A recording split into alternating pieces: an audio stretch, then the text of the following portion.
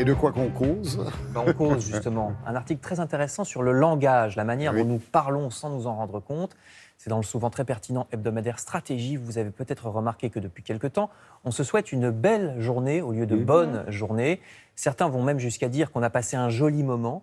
Et dans certaines entreprises, on entend des trucs comme « je trouve que machin a une très belle idée pour ce joli projet ». Mais d'où vient ce style nunuche que la journaliste appelle un langage doudou, y compris dans les mails professionnels? Cette emphase sert peut-être à ne pas dire grand-chose, justement, je cite.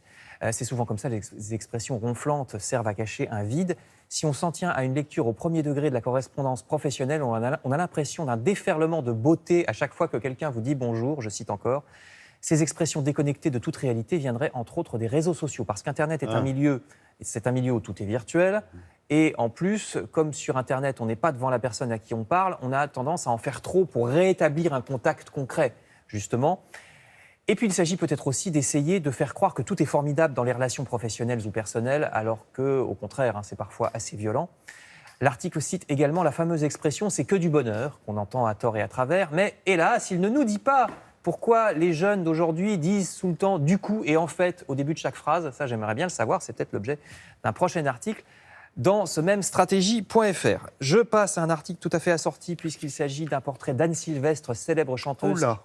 Et oui, qui elle aussi, sous des textes faussement naïfs, cache des histoires très bien vues. C'est dans Libération, effectivement, ce portrait. Féministe, hein. Qui nous rappelle qu'elle ne chante pas que pour les enfants, et surtout qu'à 85 ans, elle arrive avec un nouveau spectacle à partir de la fin de la semaine prochaine. C'est à la Cigale à Paris, et on se rend compte que certaines de ses chansons anciennes évoquaient avant tout le monde l'avortement, les familles recomposées, le harcèlement, et j'en passe. Donc, portrait d'Anne Sylvestre dans Libé, et puis pour rester dans la musique, Le Figaro se félicite qu'une station comme Radio Classique soit en forme en ce moment. Une radio qui met la barre haut et ça marche, ce dont on ne peut que se réjouir, exactement comme France Culture par exemple, qui va très bien aussi. Et alors que des stations généralistes comme RTL ou Europe 1 ont perdu au contraire beaucoup d'auditeurs depuis une vingtaine d'années. Je termine avec des arts plus visuels. Le Figaro toujours nous conseille une superbe exposition de peintres naïfs au musée Mayol à Paris jusqu'en janvier. Des peintres qui, comme le douanier Rousseau, ont commencé avec un autre métier, donc douanier, mais aussi électricien ou même lutteur de foire pour certains.